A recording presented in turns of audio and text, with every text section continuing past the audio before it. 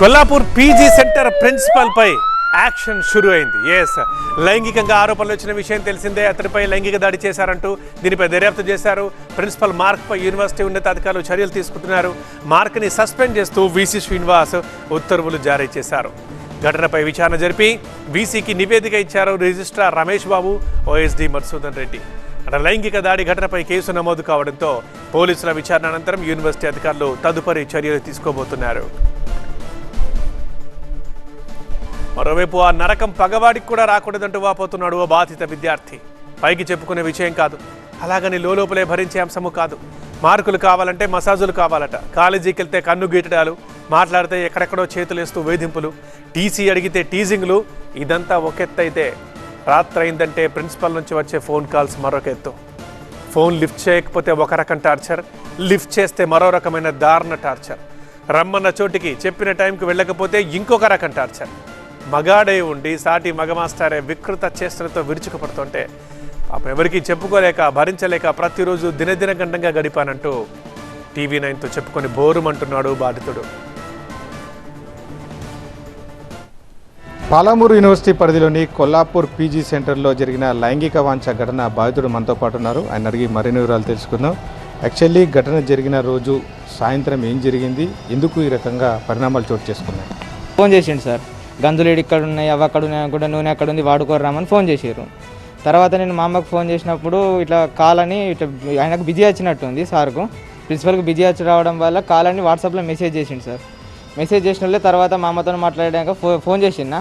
తర్వాత ఆయన phone busy వచ్చి కట్ చేసిండు. తర్వాత నెక్స్ట్ నుంచి ఆయననే ఫోన్ చేసి ఇట్లా ఇట్లా రూమ్కు రా అనుకుంటా ఒక 10 సార్లు ఫోన్ చేసిండు. ఫస్ట్ టైం ఏమో ఇక్కడ పనిచేసే వాచ్మెన్ దగ్గరికి పోయి ఫోన్ ఇవ్వు, నేను చెప్తా, ఆయన బండి ఇస్తాడు, బండి వేసుకున్న రూమ్ కూడా చేయి అనుకుంటా అన్నాడు.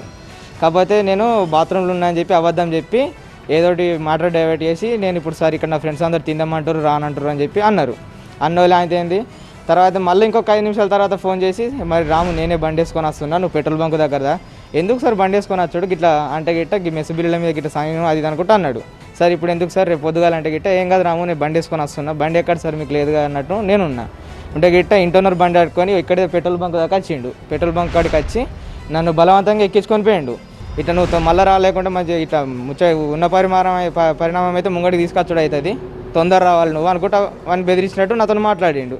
10 అవుతుంది, 10కి మళ్ళీ ఫోన్ చేసిండు, 2 టైమ్స్ ఫోన్ చేసిండు. సార్ నేను వస్తున్నా సార్ గిట్లా అది ఇది అని చెప్పి అన్న. మెల్లంగా ఇడికెళ్ళి బయలుదేరకన్నా ముందు ఏం చేసిన, ఇట్లా నా జూనియర్ సత్య అని నా ఫ్రెండ్ అన్నట్టు ఇక్కడ ఇప్పుడు ప్రజెంట్ ఇక్కడనే చదువుకుంటుండు.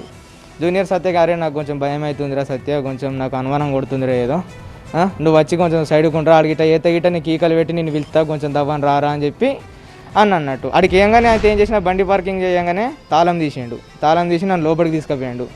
ఏది గేటు ముంగటి గేట్ పెద్ద గేట్ తాళం వేసినట్టు అది తీసి లోపలికి తీసుకుపోయినాక ఏంటి ఒక 2 మినిట్స్ మాట్లాడిన తర్వాత బయట లోపల లైట్ బంద్ చేసి బయట లైట్ ఆన్ చేసి ఉంచిండు. కొంచెం అనుమానం కొద్ది చూసుకుంటే ఏరిండు, ఎందుకంటే నేను ఫోన్ దగ్గర పెట్టి కొంచెం రికార్డ్ చేస్తున్నట్టు ఆయనకు అనుమానం వచ్చింది అన్నట్టు. నన్ను ఇట్లా సార్ అంతా నాకు మంచిగా అనిపించలేదు సార్, నేను మగపిల్ల కానీ ఇది ఏంది సార్ అంటే గిట్ట చెయ్యకుంటే గిట్ట నీకు టీసీ అది ఇది లేకుంటే అని చెప్పి ముచ్చట భయపెట్టించింది సార్. నాకు ఏం చేయాలి, కాకపోతే మెమోలు ఆ రోజు వచ్చినాయి అని చెప్పి కొంచెం ధైర్యం కొద్ది ఉండి ఏం చేసిన, ఈ బట్టలు సార్ మీరు మొత్తం ఇప్పుడు నేను కూడా మొత్తం ఇప్పుతా అని చెప్పి కొంచెం చెప్పేసిన అన్నట్టు.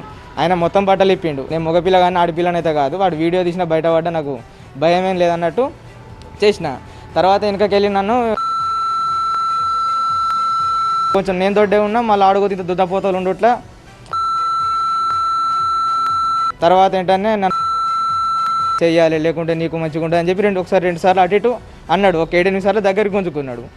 ఇక వీడు డైరెక్ట్ కేకలు పెడితే బట్టలు వేసుకునే అవకాశం ఉంది వీడియో తీసే ముంగట అని చెప్పి నాకన్నా మనం వచ్చేంత ఏం చేసి కొరికేసిన సార్. ఇక డైరెక్ట్ కొరికినా, వాడు ఎంత ఇగ్గినా కానీ నేను ఇడతలేను దాన్ని. ఇక చికెన్ ముక్కను కుక్క కదా పట్టుకున్నా, ఇక దాన్ని ఇడతలేను నేను, ఇక ఇడవలేను. అంతే కొంచెం బ్లడ్ నా నోట్లోకి వచ్చిన టైంలో అప్పుడు కొంచెం విడిచి ఆడు పారిపోతాను చెప్తుండు. ఇక నేను ఇక నోట్లోకి వెళ్ళి తీసినాక ఏంటంటే నా ఫ్రెండ్ని సత్యరారా అని గట్టిగా అరిచిన. అరిచేళ్ళకు వాడు వచ్చిండు, డోర్ తీసుకొని వచ్చిండు. కాకపోతే లైట్ బంద్ చేసేట్లో వాడిని ఫస్ట్ స్టార్టింగ్ వీడియో కొంచెం ఇబ్బంది అయింది. ఇక నేను బాత్రూంలో జాక్కుంటా ఉరుకుతుండు కాబట్టి నేను గట్టిగా దొరకబట్టుకొని నిలబడ్డా. గతంలో ఇలాంటివి నాకు 2 సార్లు జరిగింది సార్. మొత్తంగా చూస్తే మాత్రం తన పైన లైంగిక దాడికి పాల్పడుతున్నటువంటి ప్రిన్సిపాల్ వ్యవహారాన్ని ఇక్కడ నుంచి చదువు పూర్తి చేసుకొని వెళ్తున్న క్రమంలో ఆయన బండారాన్ని బయట పెట్టాలనే ఉద్దేశంతోనే ఈ రకంగా చేయాల్సి వచ్చిందనే అంశాన్ని అయితే చెప్తున్నారు. ఏదైతే ఈ ప్రిన్సిపాల్ పైన కఠిన చర్యలు తీసుకోవాలనే అంశాన్ని కూడా బాధితుడు డిమాండ్ చేస్తున్నాడు. కెమెరా పర్సన్ అంజితో శివకుమార్, TV9 కొల్లాపూర్ నుంచి.